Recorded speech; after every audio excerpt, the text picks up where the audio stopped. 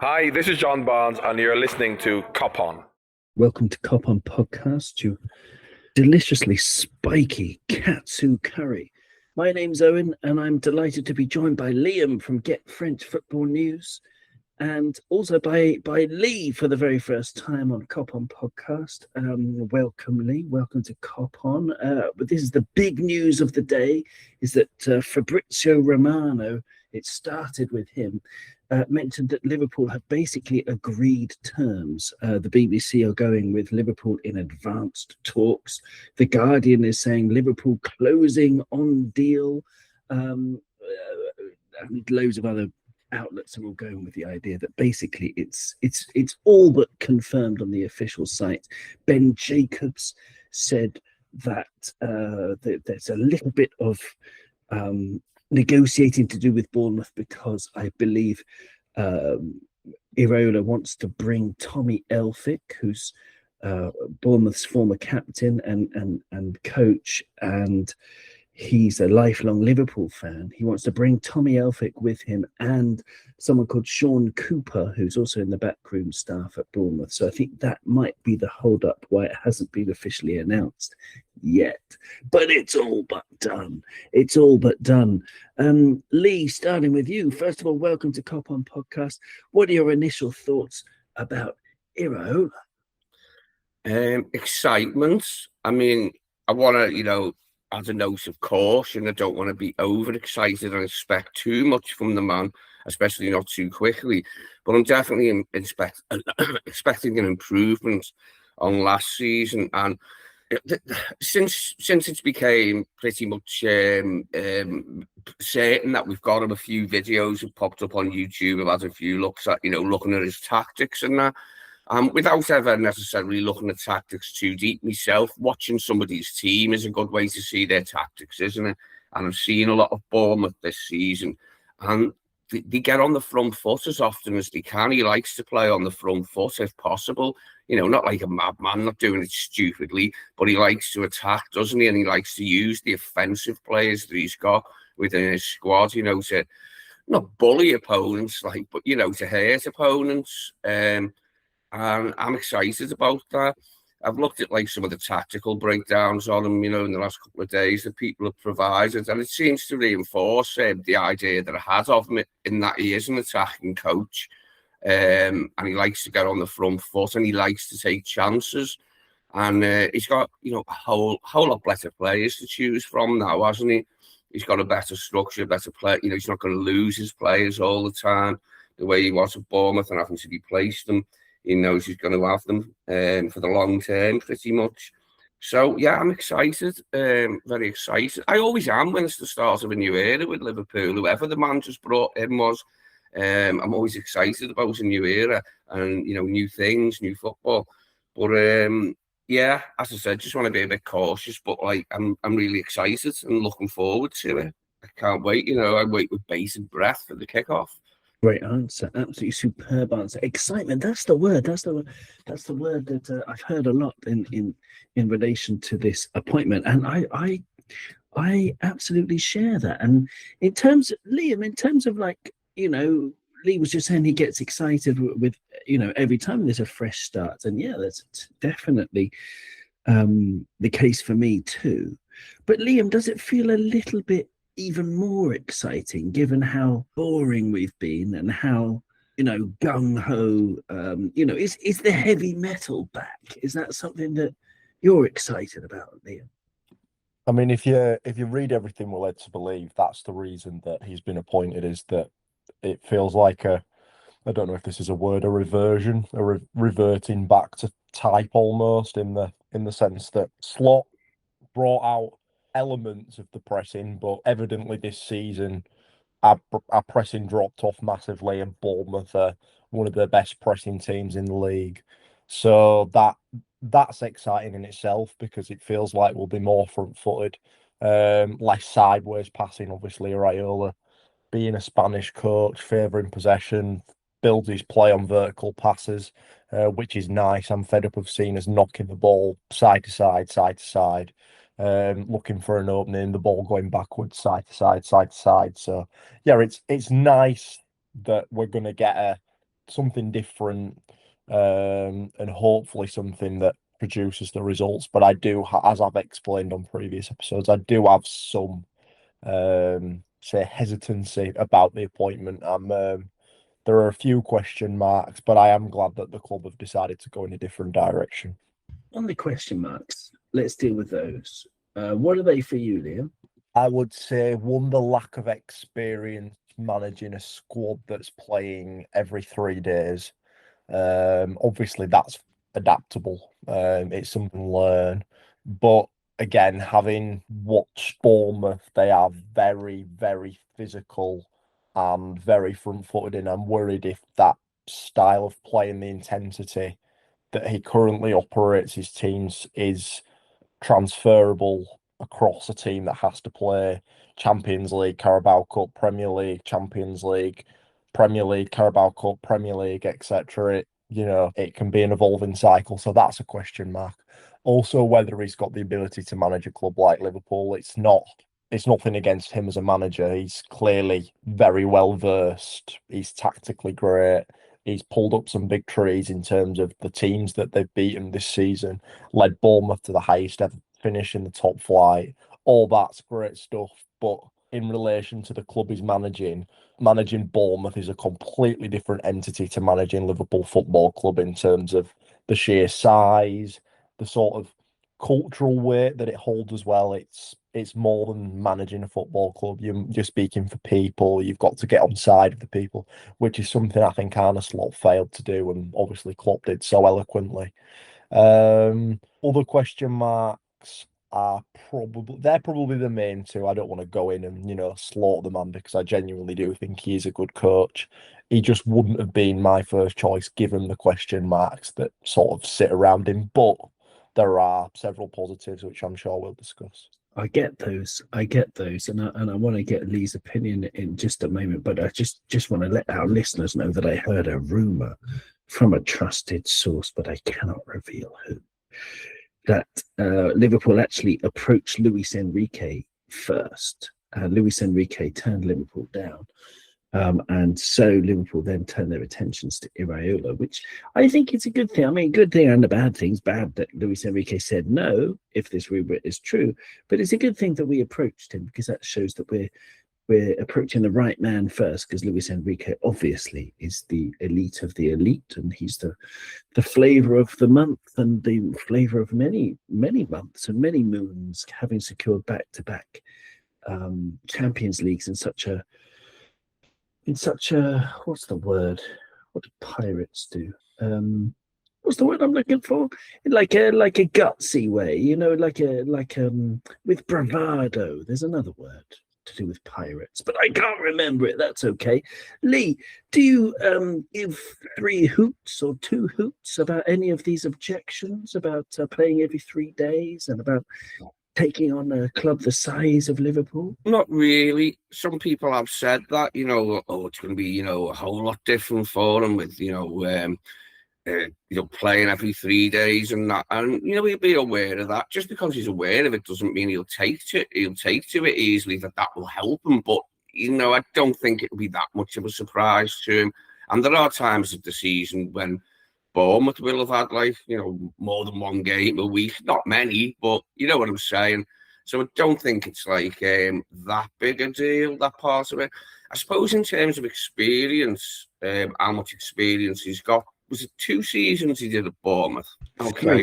3. He finished 12th and then 9th and then 6th. Okay, so it was 3, yeah. Well, when Chelsea signed Alonso, it looked like we were sticking with Slot, and a lot of our fans were belly aching, and I understood why. I liked the idea of Alonso, but basically what you're doing really is putting up Iraola's record in the Premier League up against what Xabi did in the Bundesliga with Leverkusen. I think he had 3, was it, with Leverkusen? First season he stabilised them. Or was it the first season he won the league? I can't remember, but basically, you're putting Xabi of what he done in the Bundesliga actually winning it, which is no mean feat. I think he was the first non-Bayern manager to win it since Klopp himself at Dortmund. And it was a great thing. But we heard that because he turned them down once already, they were never thinking of Alonso. And I'm okay with the fact that they're judging Iraola on what he's done at Bournemouth in the Premier League.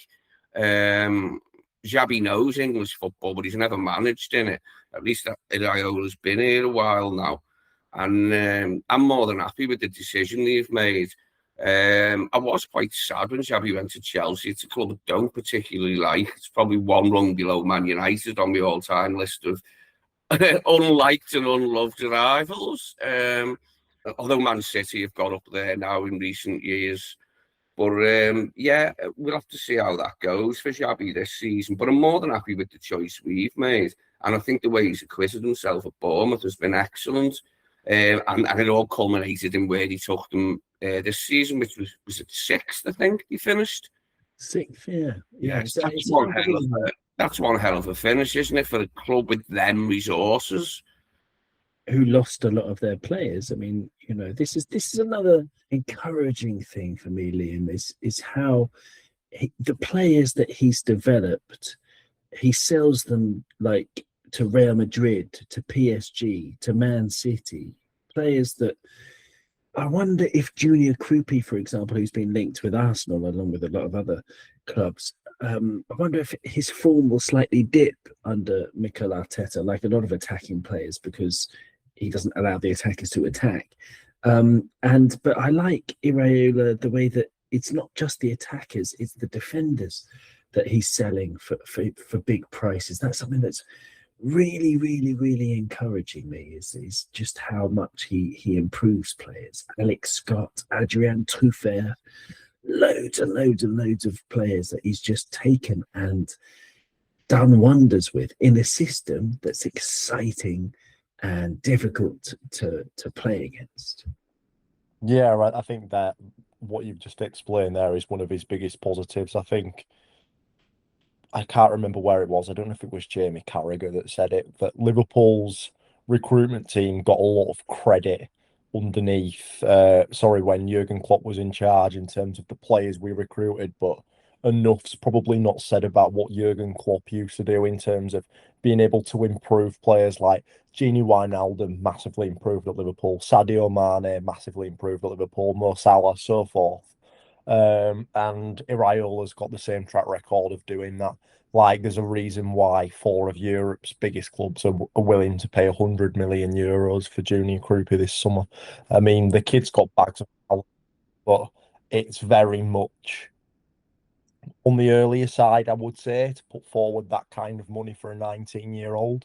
So that in itself shows you what he's capable of as a head coach. I do believe in terms of the players he's improved, they lost all of their back line in one window, I think. And the players Apart from the right back, I think.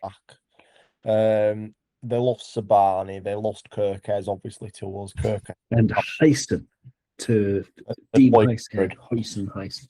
So losing those 3 players in one window, I can't imagine what would happen till we lost our three of our starting 4 defenders. But he's navigated it really well. Like, Bournemouth didn't regress. A lot of people expected them to, but they've only kicked on and moved forward. And recruitment like Truffert, Diakite, who were both brilliant buys from Ligue 1, have proved to be great. But you've got to be able to actually get the players to perform on the pitch, and he does have a track record of doing that, so that's promising.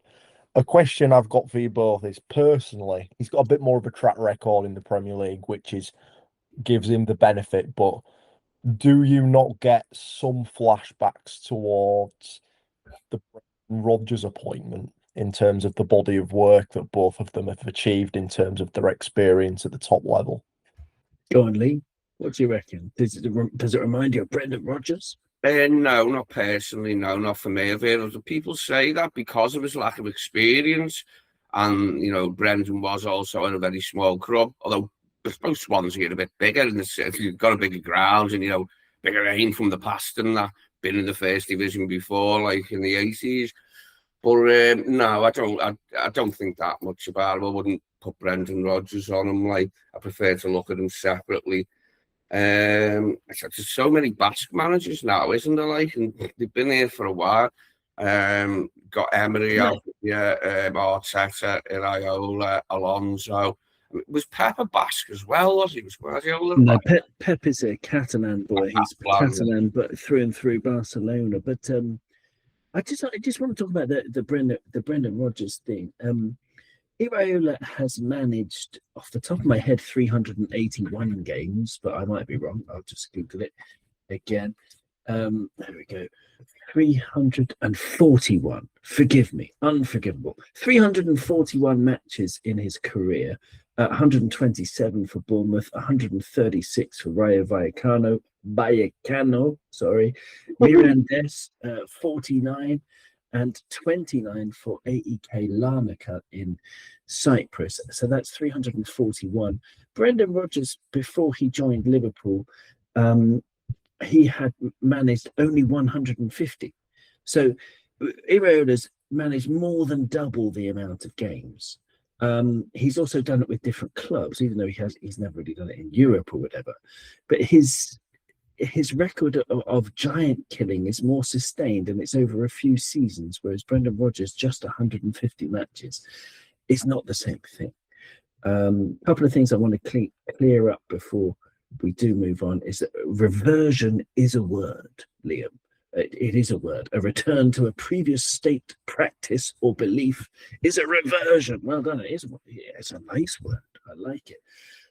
And Xabi Alonso managed Bayer Leverkusen for 3 seasons.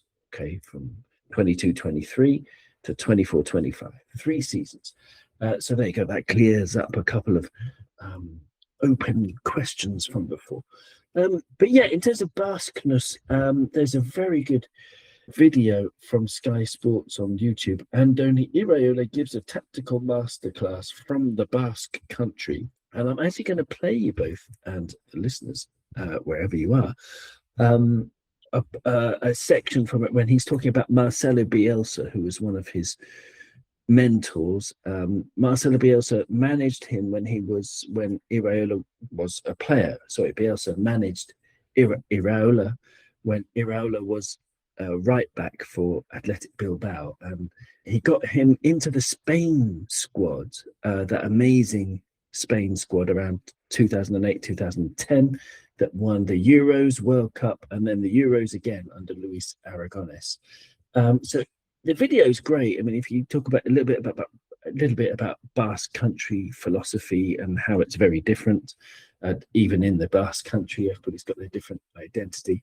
But here he is talking about one of his absolute mentors, Marcelo Bielsa. Marcelo, for me, he's obsessed with offensive football. He's ready to disorganize his teams a lot in the offensive phase because he wants to attack well. After, it will take some defensive, because if you are a right back, you are all the time making the runs, you are the winger, you sometimes make the diagonal, sometimes you will finish in a spot where if you lose the ball, you will leave channels for the opposition to attack you, but sometimes the coaches are not ready to lose these positions. They are ready to keep also for the lockout, like, okay, let's keep it here, nor keep the positional play. And no, Marcelo, if he was on the ball, we had to make the double movements, even he will have to open, and sometimes you open yourself too much, but when it works, it's amazing because everyone on the ball will have 4 or 5 options running, and it looks very dynamic, and I enjoyed a lot playing, yes. There you go. You could tell by his voice how excited he is talking about Bielsa, just saying, bollocks to defending, basically, Lee. It's just like, let's just go and attack. And this is something that Iraola's kind of changed a little bit. He's a little bit more reserved. He's more into zonal marking as opposed to just the madman's man marking that Bielsa used to favour. But he's all up for attack. He's all up for, camping out high and counter pressing and all that stuff. It's exciting, Lee. I like his philosophy. I like the idea that when he talked about the Spain squad as well in this video, he didn't talk about Luis Aragonés' system with Xabi Hernandez, Xabi Alonso, David Silva, Busquets, and Iniesta, basically 5 genius central players playing very centrally, and how Spain used to play really the tiki-taka through the middle of the pitch. He didn't talk about that as like the system, like some people do. Like tiki-taka is like something, the kind of goal of all football is to end up as in tiki-taka. No, he just talks of it as the best system for that group of players, because they didn't have a great left winger, for example. So I find that encouraging, Lee. He seems like an intelligent guy. Yeah, for sure. I like that. And Bielsa was seen as quite some coach, wasn't he? Like back in the day, he was maybe a bit of a revolutionary coach, you would say, back in the day, like in certain areas. And I liked hearing him talk about that, taking the risk of going forward. And that's what that word come out a few times today about the way he likes to play, risk. But obviously, it's a risk for reward. He's not stupid. Like, he's not just going to, flood forward on teams and leave us exposed. He'll do it when he thinks the time is right, and he'll try and do it as much as possible while doing so. So yeah, I'm really encouraged to hear stuff like that. I did see that video today. It was in me feed, but I didn't go ahead and watch it. Like, but I will do later on. That was good seeing that, but yeah, I enjoyed that. It's well worth it. It's a really good video. I mean, even with the wind in the background, I don't know why they couldn't find like indoors to do it. I don't know why they did it outdoors, but there you go. Liam, what do you think about? I'm going to give you a negative. I'm going to give you a drawback about this thing, because I was looking at his record. Okay, of course we're excited, and we have to try and be measured. Bournemouth went on a winless streak this season from November to January. It was 11 matches. That's quite long. They lost 1, 2, 3, 4, 5, 6. No, sorry, 1, 2, 3, 4, 5. So they lost 5 and they drew 6 from 11 matches, including a loss to Everton. A 4-4 draw with Manchester United. Some crazy results in there. They lost 4-1 to Brentford. They drew 2-2 away to Chelsea. They lost 3-2 to Arsenal. Aston Villa beat them 4-0. Man City beat them 3-1. It was a dismal result, set of results. But then weirdly, in the FA Cup in January, they lost on penalties to Newcastle. That was a draw. But that was the last game they lost. And after that, from January onwards, they were unbeaten. They drew a lot of those matches, but they also won the rest. It's unbelievable to follow up an 11-game winless streak with a defeatless streak. Liam, what do you make of the fact that he very, very recently had a terrible run of form with Bournemouth? Does that worry you? It doesn't worry me too much, because we've been through something very similar this season. Maybe not 11 games, but we've been on a few barren spells where wins have felt hard to come by. And again, the fact that he was able to come out the other end of a difficult run, and the fact that a team like Bournemouth went unbeaten from January till the end of the season in late May is seriously impressive. It's a real achievement for a club like Bournemouth to qualify for Europe. I don't want to disrespect Bournemouth too much, because they've been, a consistent Premier League team in the last 10 years. They've only spent a couple of years down in the Championship in that time. But as far as taking up to the next level, he's clearly done that, and Bournemouth will have the benefit of playing in European football next season, which is, I don't think they've ever experienced before, which is a real feat as well. The worrying thing again is the 11 games unbeaten. Like, I know Bournemouth are a completely different team to Liverpool, different dynamics, different size of fan base, small town compared to major city. There are, you can't really compare the two, so it's hard to get a gauge on how he'll fare with Liverpool and a different squad that needs lots of work. But yeah, teams go through bad runs. Arsenal have been on bad runs this season. City have been on bad runs this season, and they've come out the other end of it. It's just how you navigate those bad runs, and he's shown, okay, if he has a bad run with us, I hope it's not 11 games, but he can get his players to react in the right way and come out the other end of it and perform to the previous levels that they've shown. And that's something that Slot didn't manage to do this season. So that sort of resilience and ability to turn things around is another positive that goes in his favour. Lovely answer. Let's look at some of his best results then. For Mirandes, it went very bad. His first job went very badly, so we'll just forget about that. He's 29 matches in Cyprus, and it wasn't horrendous, but it just wasn't very good. So Mirandes, from the 2019-2020 season, when Liverpool were running away with the league in England, he was taking Mirandes to the semi-finals of the Copa del Rey for only the second time in the club's 92-year history, eliminating La Liga clubs Celta Vigo, Sevilla, and Villarreal along the way. And then he ended up guiding them to a very respectable mid-table 11th in La Liga, in the second division. They were in the second division, and they had actually been tipped for relegation from La Liga 2. So it was very respectable 11th place finish and a semi-final.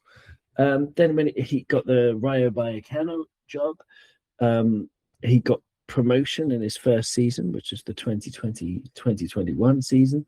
And in the playoff final, second leg, away to Girona, Rayo won 2-0 after losing the first leg 2-1 at home. So they won 2-0 away to clinch the unlikely promotion. So that was a great result, a comeback victory. Then when they were in La Liga, the La Liga 1, they got their first win over Barcelona in 19 years. And then the season after that, just for kicks, they beat Barcelona again in April 2023. It says here, but that date might be wrong, I'm not sure.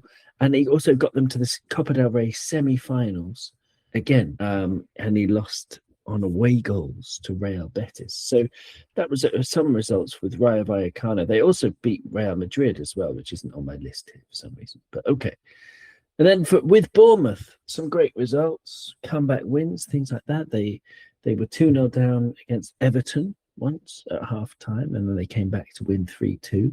They had a comeback win versus Burnley, which was in Iraola's 10th league game in charge. In the opening 9 league games, he had just 3 points.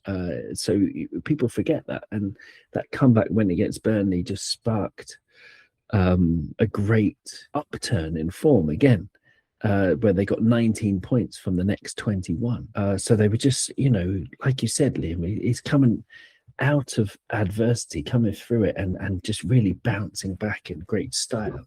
I'm impressed with what you told me about his record there. I had not all the details, but I'm sure that first job in Cyprus at Larnaca helped him in that it was tough, and it was like sort of baptism of fire for him. Goes back to Spain, takes over Miranda's, and he did some great stuff there, didn't he? Like you said, getting them promoted, getting in cup runs and that. And I think that's what made his name, wasn't it? And earned him a move to Bournemouth, earned him a move to the Premier League. And, it was Vallecano after Mirandes, yes. With Vallecano, he had the cup runs, he beat Real Madrid, he got them established in La Liga. He seems to take it in his stride each step so far. Now, we know, Bournemouth is only a small club in more ways than one, just a small town, a small stadium, not a big fan base and that. But, that doesn't really mean anything to me. It could have been a Premier League team with a bigger name, say, or a bigger stadium or fans and that. It just happened to be Bournemouth that brought him over. And, just happened to be Bournemouth that finished 6th last season, didn't it? Yeah, well, totally. In his second season with Bournemouth, he beat Man City, and they beat Arsenal 2-0. They beat Man City 2-1. They beat Tottenham 1-0, and Manchester United 3-0 at Old Trafford. And actually, in his first season, they'd done it as well. So December 2023, goals by Dominic Solanke, Phil Billing, remember him, and Marcos Senesi. He masterminded Bournemouth's first ever win at Old Trafford, and then the next season they repeated exactly the same result, 3-0 at Old Trafford. We like winning 3-0 at Old Trafford. Oh, yeah. 5-0's better, Yeah. but 3-0 we like that a lot. He had a famous comeback win versus, well, not famous. He had a famous for Bournemouth fans comeback win against Ipswich deep into added time, and then this list talks about his mid-season recovery. Especially after Antoine Semenyo left for Man City, a lot of people were expecting Bournemouth's form to dip after January, but it didn't. Ryan came in, took his place on the right wing, and did extremely well. And that's something as well, Liam, the way that he works with kids. Ryan looked electric on the wing. Could Rio Ngamoha be a big winner from this move? I really hope so. I mean, I think it remains to be seen what we do in the transfer market. It seems to be no secret that we're big fans of Yon Diamonde. Whether he arrives is yet to be seen. PSG are heavily interested in him. It feels like he favours that move, but it's hard to know at this stage. Ngamoa can only benefit as long as Iraola is willing to give him the minutes and the opportunities to play. I mean, as you say, Ryan's a great case study in terms of how he's adapted seamlessly to the Premier League. Didn't really take much time to get going. The one player that he's brought on for me that is really impressive is Hill, the centre-back. I think the ability playing as a young player on the wing it's probably, I don't want to say easiest because it's never easy to make your way as an established professional footballer, but centre backs being really young and sort of looking beyond their years to me is very impressive. And he did the same with Dean Huijsen before that as well, taking young raw centre backs and turning them into £50 million players in the case of Huijsen, and I'm pretty certain if a club came in for Hill, they'd be looking at a similar figure. So that I'm hoping that we've signed God knows how many centre backs over the last couple of seasons. I'm not saying any of them are gonna, be fast tracked or promoted to the first team straight away, but that's another promising sign, is the ability to sculpt and mould players in hard to play positions like midfield and centre back is really impressive. You can't knock his ability to get the most out of players and actually improve them, which is the most exciting thing because there's going to be a lot of that needed at Liverpool.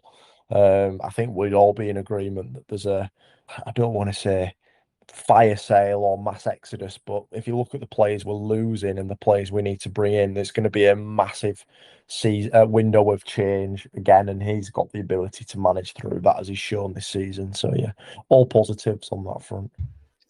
Mentioned Yan Diomande there. He, as you said, has been heavily linked with PSG. PSG are probably the front runners for his signature, unfortunately. But if that happens, then Bradley Barcola may well come to Liverpool as part of that deal. Liam, you're shaking your head there. You're not sure. There's lots of interest in Barcola. The question marks surround whether he's got to ask himself one of two questions. What can I do to get into the first team? Because he'll play consistently sort of between Christmas and March, whether that be down to injuries or, rotation, etc., and prove that he is the real deal. And then Doué seems to find another level. And then he finds himself on the bench, which from his perspective has got to be seriously frustrating because he's got the quality to start regularly for PSG. He originally started last season and then was displaced by Doué towards the back end of the season, and we all know what Doué did in the Champions League final against Inter, so rightfully so in that instance. But it's whether he wants to fight for his place or believes he can get in. The addition of Yan Diomande would certainly add another spanner into the works because Barkle, he favours the left side over the right side, but he knows he's never going to get in there ahead of Kvaratskhelia. And the same with Diomande, you're adding another player to the mix there. It looks like Gonzalo Ramos and Lee Kang-in will leave PSG this summer as well. So there's less competition there, but is he ahead of Yandy Amonde? Do you spend that kind of money if he's just going to come and sit on the bench? But whether we get Barcola again is another question. There'll be Bayern, Arsenal, City that would all be looking at him as well. Bayern are big fans of him. They tried to sign him last season but failed. And Arsenal are in a similar position to us, that they want to sign wide players.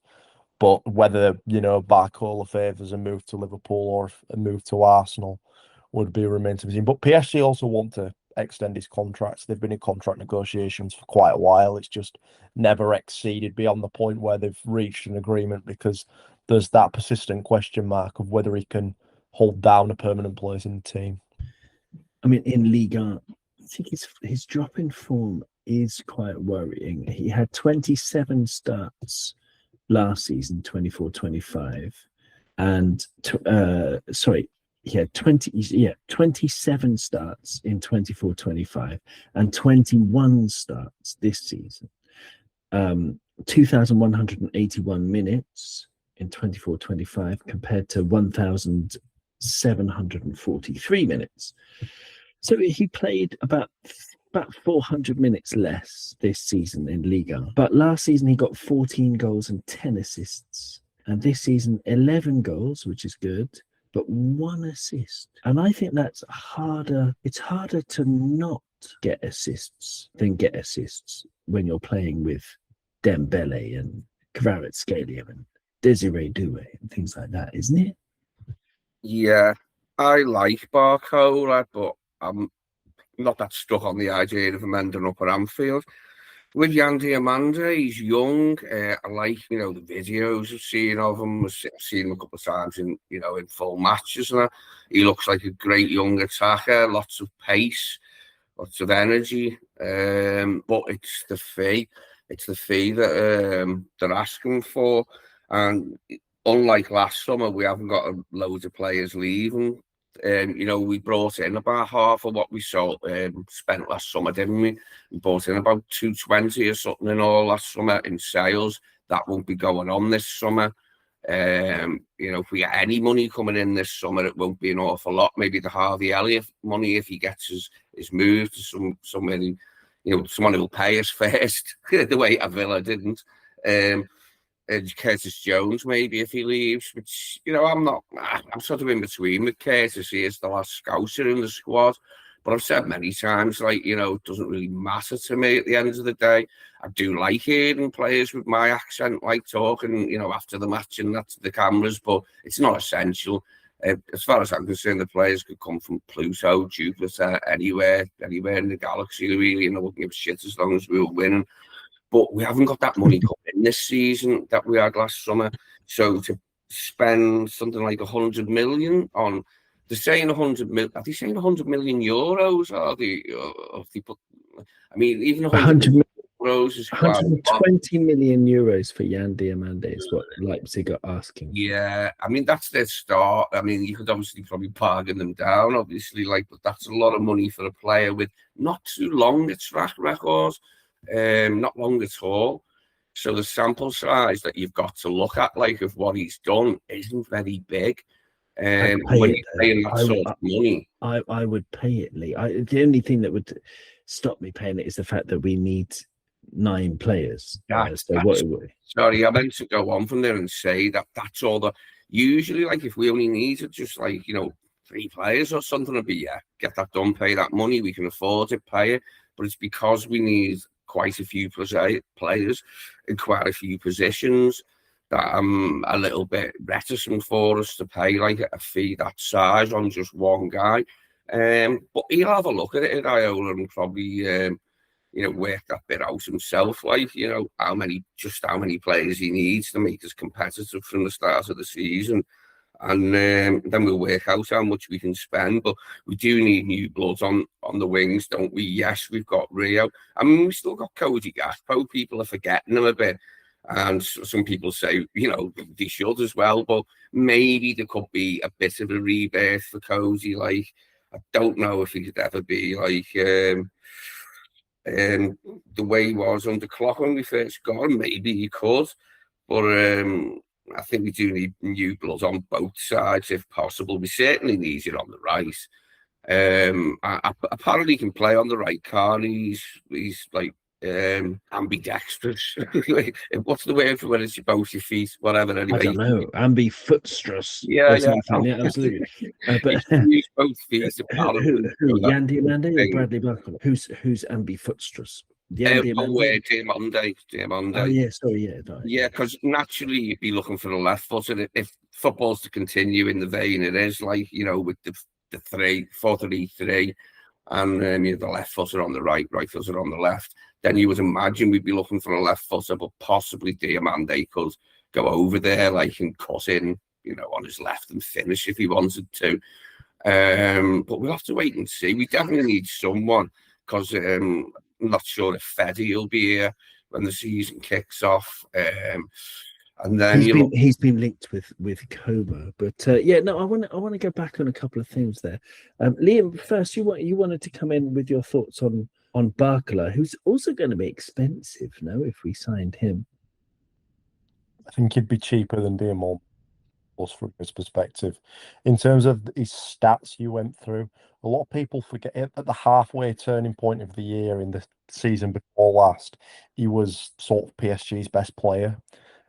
He had like 10 goals at the turn of the year. He was Ligue 1's top goal scorer and sort of firing on all cylinders. As PSG sort of stuttered and started, they didn't really do a great deal as far as the Champions League until the what's it called? The round of, it's not the round 32, the knockout phase, round 1 or whatever it's called now that we've changed the format of the competition. And yeah, I just think that him not sort of holding down a place has been his detriment. I just think he needs to play regular football, and when he's in a regular in the team, he's at his best. I mean, I remember, those that don't know, I used to sort of host and guest here on a league a while ago. It's no longer, but we were recording when Barcola was at his sort of embedment stage in terms of coming into the first team, playing minutes here and there, and then at the turn of the year he just exploded, creating goals, scoring goals, past players like they weren't there. And it sort of became apparent that Lyon were going to need to sell him to be able to recover the financial losses that they've struggled with over the last few years. So there is a layer there, and I can go to another level. The question mark over Diamande is his level higher than Barcola's? Because obviously is he 4 years older than him, I think? Yeah, I think so. I would check that. I think that's I think Barcola's 23, but yeah, he's 23 and 273 days at the time. So almost 4 years. He's going to turn 24 on September the 2nd. So it's that, you know, it's what you like, I guess. Really, do you want somebody that's very raw but has bags of potential in Diamande, or do you want somebody who's not necessarily the finished article but has the ability to kick on maybe another level or two, but he's very much one of the best wingers in world football when he's playing regularly? Yeah, no, it's a great question.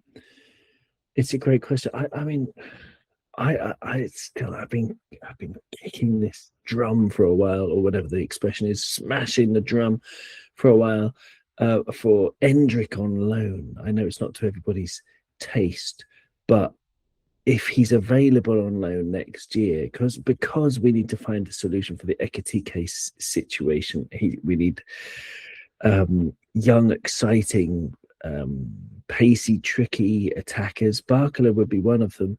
Endrick would be another. Jared Bowen is not young or pacey, but he's tricky and he's very good. He might be an option. I'm just thinking about cheap. So if we get Endrick for cheap and Bowen for cheap, then that might leave the budget for a Barcola. I'd love that if we could get Endrick on loan. If Andoni Iraola could, you know, go on bended knee to the Real Madrid guys, I could say in Spanish to them, I really, really would like to bring this guy over here on loan for a season. And he says, yeah, why not? Because Hugo's going to be out, isn't he, for the foreseeable future? I mean, if his injury is what we think it is, we probably won't see him until like February, March. And, you know, by the time he gets himself sorted, the season will be over. So we are going to have to look at some alternatives, or at least think about some alternatives to give Alexander a bit of relief. Of course, we've got Cody who can play there. But aside from that, we haven't got an awful lot. One good thing about Iraola is he is associate adman, so he'll be well aware of Alexander Isak. He'll know what his strengths are, because Alexander's strengths have always been his strengths, even when he was there and then come here to Newcastle. And Iraola was here, like, by the time he was at Newcastle, what he for most of it, to see how good he's done in the Premier League. So he'll be well aware of the strengths he's got. And hopefully he's as the main man to supply a lot of the bullets for him. But obviously you've got to come from the wide positions too. So it'll be interesting to see what he does. I'm sure he's got plenty of ideas anyway.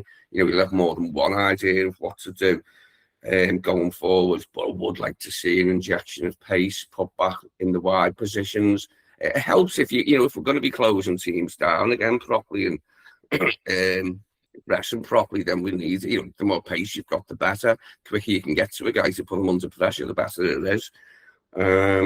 So yeah, it all remains to be seen what's going to happen. I mean, I really do like Bradley Barcola. I was more just looking at it now. It was a bit of a fantastical one to me. I mean, we managed to get like Verts last season, managed to get Isak, which when the season ended last summer and the transfer window opened, I remember saying I did not think there was any way we'd be able to get Isak from Newcastle, but we did in the end. It just depends, doesn't it, on Bradley Barcola and what his thoughts are, on whether he wants to stay at Paris and what his potential offers could be, where he's to leave. And I'm sure we'd be. We played them a couple of times. We gave them a good run for their money. Not last season, the first time we met them. But last season we didn't. But I mean, I'm sure he's aware of what a big club Liverpool is like and what a kick it could potentially be to play here. Totally. And if, let's say, for example, Liam, we get Barcola in, and on paper, then we've got a front four. Let's say they're all fit and firing. Rio and Gamojo on the left, Barcola on the right, Wirtz in the middle, and Isak ahead. Let's move back a bit, because that's pretty exciting, I think. We could improve on it. We could get other signings, whatever. But let's just with Barcola, we could play that front four. Let's move backwards from that. Iraola 4-2-3-1 is his preferred formation, or has been throughout his career, according to SofaScore. So in that system, with that front four, are you happy with a combination of Gravenberch, Szoboszlai, McAllister, Jones, these kind of players playing it in a number six? Because one thing Iraola has been really good at is coaching a number six. Alex Scott, Ryan Christie, he's been brilliant at that. So do you hold hopes that we can see an upturn in form for our current players playing as a six, or do you want someone else in, Liam? I think Gravenberch has shown enough to warrant keeping a place in the team and sort of being able to show Iraola what he can do. Szoboszlai is an interesting one because he's got the energy to do the pressing. He's probably the most athletic midfielder we've got, I would say. But McAllister, for me, doesn't feel like an Iraola. In the on the ball situation, I think he suits the best McAllister we know and love, the one that became one of the better midfielders in the Premier League under Klopp and in his first season under Arne Slot. But going off last season, I don't know if he'd be able to cope with the intensity that kind of football brings. But we need fresh blood in midfield. It's been how many seasons since we signed Gravenberch, Endo, Szoboszlai and McAllister on the same window? Is it 3-4 seasons? Really, we've not signed a midfielder since then, if you don't include Wirtz. Yeah, it's plenty of transfer windows, like 7 or 8 transfer windows have gone by or something ridiculous. Yeah, which is shocking if you think about it in terms of a football club's forward planning, that we've not thought, right, we need to refresh the midfielder department, which is kind of why we needed to spend the amount of money we did in one window on 4 midfielders in the first place. And obviously we put forward 115 million to sign Caicedo, but he went to Chelsea. So that's the bit that worries me the most, I would say. But I also worry about the front three really in terms of how they take to pressing, because Isak doesn't press massively either.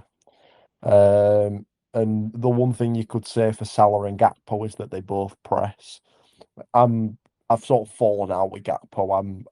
I'm a bit. I'm struggling to see what he offers. Especially playing through the middle. We've got to. I don't think Hendrick's a real opportunity. If I'm honest, I think he's guaranteed to stay at at Real Madrid. I would like to see him in the Premier League. I think he did a really good job at Lyon. And he played across the front three as well. He didn't just play through the middle. But there needs to be another option to back up Isak, because his fitness hasn't been proven enough, and we can't end up with Wirtz playing as a false nine or Gakpo through the middle. We need another option there, and so I agree on that point. But yeah, I also worry about the forward line in terms of the pressing element and the off the ball work. On the ball, I think we've got a squad that suits his style well, but sort of off the ball and physicality, etc. I think we definitely need to make some signings to be able to play the football that Iraola likes to play. On Real Madrid's options going forward, they have Kylian Mbappe, Gonzalo Garcia, Endrick, someone called Alvaro Leiva, who's 22 years old, Vinicius Jr., Brahim Diaz, Franco Mastantuono, and Rodrigo. It's a lot of players for three positions. I think we can get one of them on loan. I'd take maybe Brahim Diaz, even though he's not the fastest. I'd take Endrick. Gonzalo Garcia looks like a very, very big talent. 6 goals and 9 starts as a number 9. And of course, on the objection to this is that we'd be helping Real Madrid out. But regardless of that, if we just think about next season, Liverpool would be very much stronger with one of these players, or 2 of these players maybe on loan, because we need the bodies in. Where do you stand on it, Lee, in terms of how many signings we actually Well, need? if I can come into it on the midfield, because you were talking about go on. Yeah, please do. And that, I think we definitely need a signing there, without doubt. Someone that can come in and play alongside Gravenberch, release him a bit further forward. I don't see a future for Mach, not the Mach of last season. I mean, when he first come in, Mach, Klopp put him in the 6 because we didn't have anyone. Fabinho just left, but as soon as Endo was up to speed, Endo come in and Mach plays in front of him. And Mach is Kach in the 6. He's not a 6. I mean, even before last season, he looked even slower than normal, like some of his bad injuries the season before when we won the league had slowed him down. He was always one-paced and slow on the turn and that. But last season, he was treading water, you know what I mean? It's like, you can't be having him in the 6, mate. I mean, Klopp realised that quickly and threw Endo in. It was when we first bought them all, and he was like, right, what can I do for the 6? Looked around, he went to choose him. But it was poor until Endo came in, and then the season became good, and only fell apart when Klopp announced he was leaving, a few weeks after he made his announcement, our form went. But anyway, yeah, we need a ball winner, a good ball winner, and a very mobile type player as well in that position, I feel. And I think we could prosper then. Maybe he doesn't have to be as mobile. It doesn't have to be Gravenberch is very mobile, but somebody who can win the ball cleanly and, as often as need be. Mamadou Sangare. I've got a someone whose game it is to win the ball and give it to other people. That's what we need. Sangare is second or third, I can't remember, in Liga top tacklers list for this season. And he's left-footed, which is very interesting. I think that it would allow us a lot of balance that we haven't seen in a long time. In a 4-2-3-1, we had a left-footed number 6 there. But I'm just going purely on the stats because I've just been following him on the stats. But he looks like the ideal profile without the eye test. With the eye test, Liam, Sangare, was he someone that could flourish under Iraola? Would he be affordable? Would he want to come to Liverpool? Yes, and yes. He's probably been.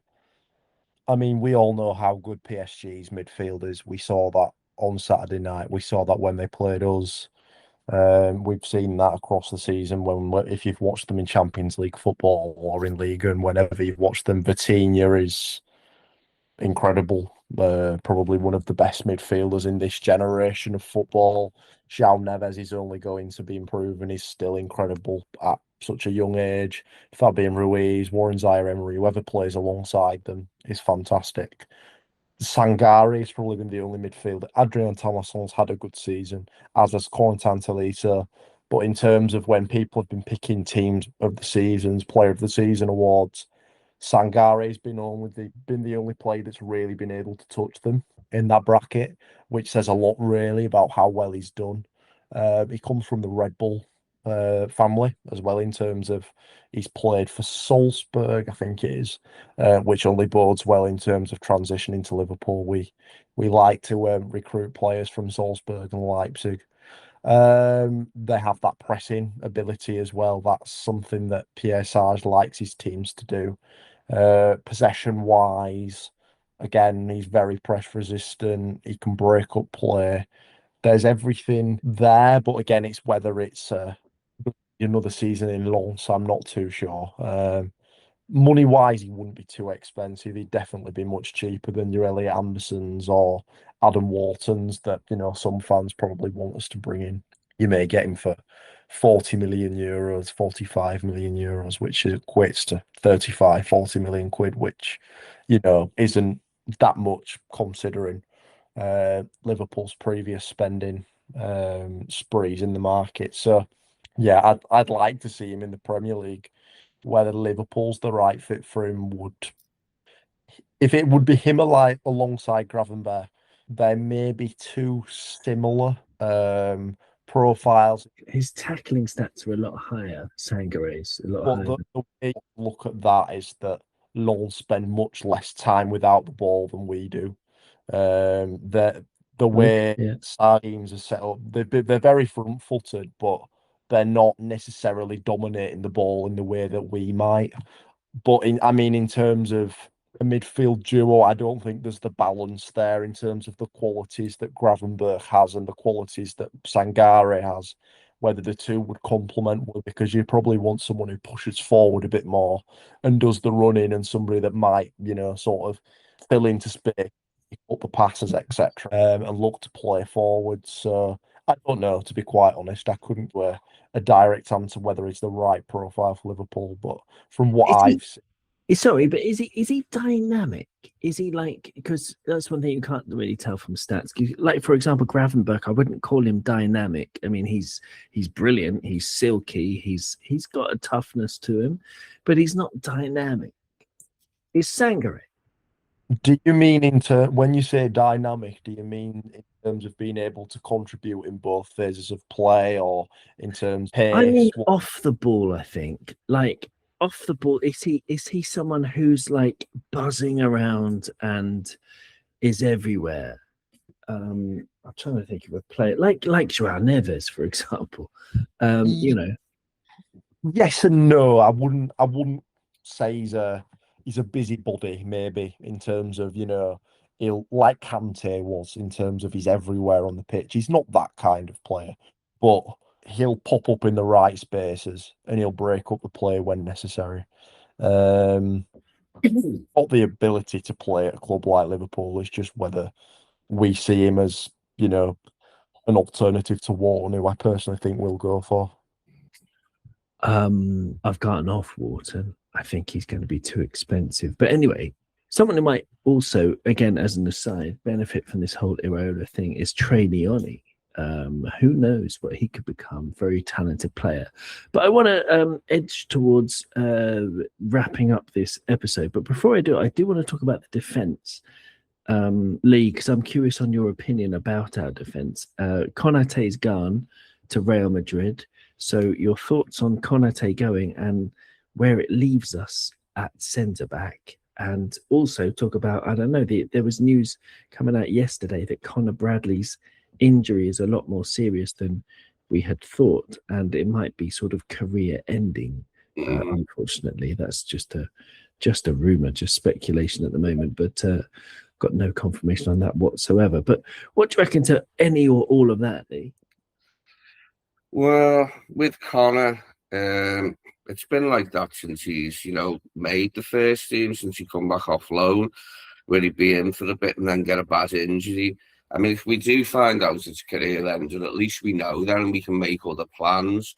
But I mean, the way this season went, where we had neither him nor Frimpong, I mean, it wasn't just we had one or the other, we had neither of them for the majority of the season. And if it is that, it's a career ender, which is sad, but it happens in football to young players. At least we could then move on and make plans. As far as Canate goes, before Slot came in, I was saying get rid of Canate because he was never fit. He was sort of like a touch of the Bradleys. He came in from Leipzig. He'd play for about, at the most, 6 weeks, 2 months, and then he'd be out injured. It was never any longer than that he played, like, about maybe 6 or 7 games, and then he was out injured. It's the same all the bloody time. Then Slot arrived, and we played a bit differently. Trent went back to being an actual fullback. We did it a bit differently, and he prospered that season. It was only the Hendrick tackle that put him out for a while during the title season. But I was never that struck on him because of his injuries.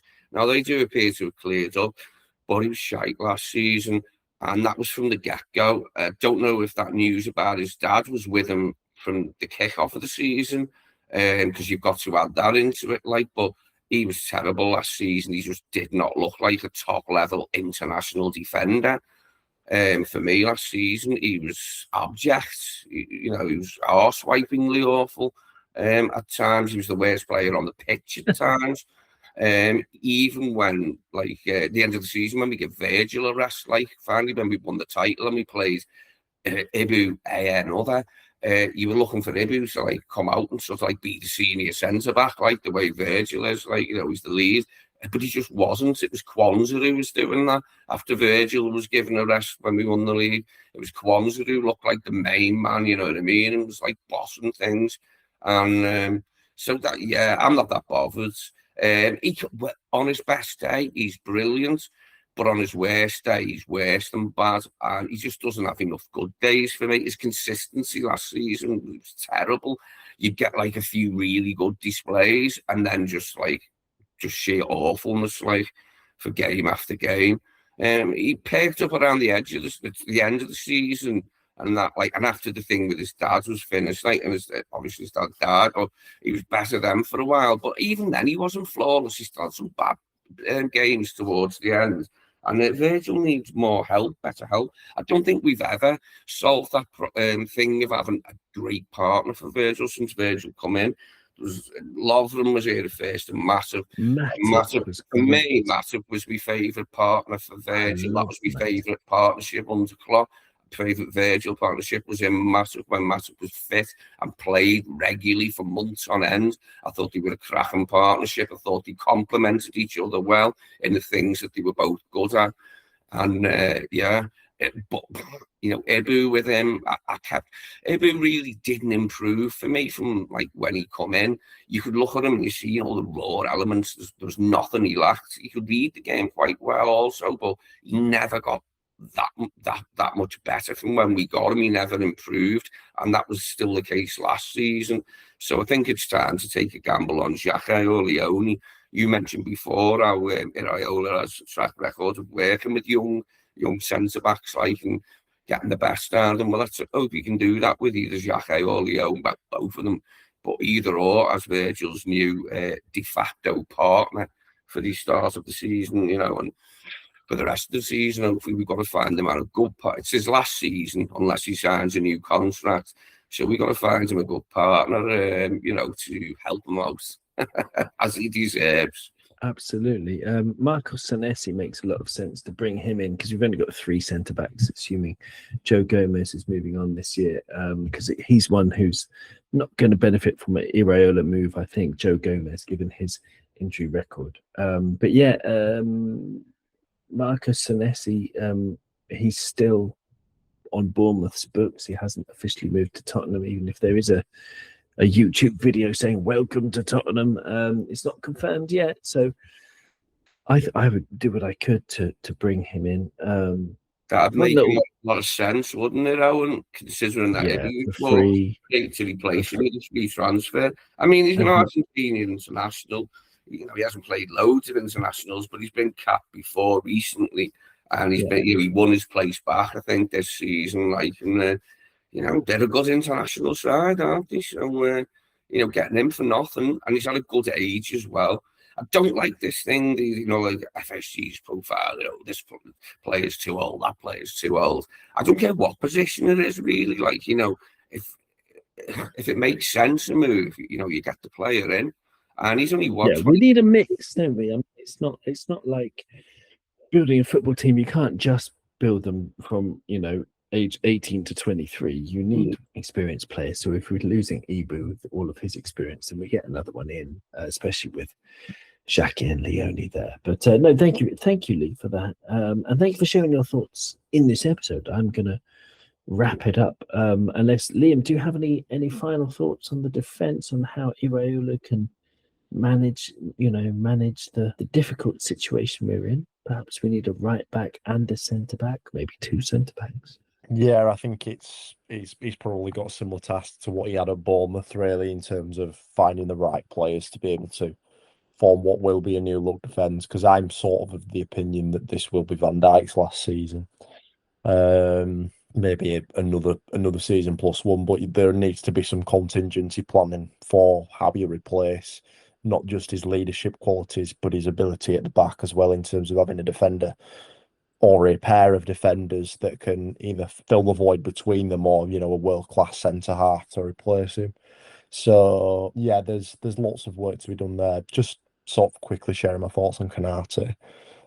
It's not a surprise, and I don't think he'll be missed too much, but at his best, he is a really good centre-back. It's just a shame he's not been able to find that level sort of last season and towards the back end of the season before that. But yeah, I think it sort of seems destined that he'll go to Real Madrid, and it just annoys me the number of players that they sign on free transfers. It just feels like it's cheating, but never mind. If only everyone could do that, eh? Well, we'll leave them to it. If it goes well for them, I don't mind. If it doesn't go well, I don't care either. I've sort of like forgot about him nearly already. You know what I mean? But I would like Marcus Senesi. I think it'd be a good move. And I don't see why not if he's free. Maybe Iraola will grease the wheels for that one, I hope so. But he did disappoint me this season. But there was a lot of pressure on the defence because the midfield was so bad this season. Teams just like walk through it and, we're straight on Ibu and Virgil. And that's the main thing for me that he's got to solve. That's what I want to see, how he solves this shipping so many goals. It's all very well us talking about the offensive side, what the offensive players will do. But I'd like to see how he stops us shipping so many goals, because last season was just ridiculous. We've never conceded so many goals. And I don't know how long. It certainly was never in the Premier League era. And then there was all the losses. We broke so many unwanted records last season that it was untrue at times. So, to see how he copes with that. And hopefully he'll want Alisson to stay and does get him to stay. Because I haven't lost faith in Alisson. I know some of our fans haven't, move him on now. He's obviously injured. No, he could have a fitness breakthrough next season, and be available more often. And for me, he's still one of the best around, when he is, Alisson Becker. Yeah, I mean, possibly. I mean, I don't know. I'm sort of on the fence. We need to look for a replacement at some point for Alisson Becker at some point very soon. Mamadas really hasn't convinced me, but I want to talk about Konate and then wrap it up. Just for me, because for me, it's Real Madrid aren't getting a great player, as you both said. He's inconsistent. He's amazing for one game, and then amazing for a second game, and then absolutely diabolical for the third one and possibly the fourth one. I don't know.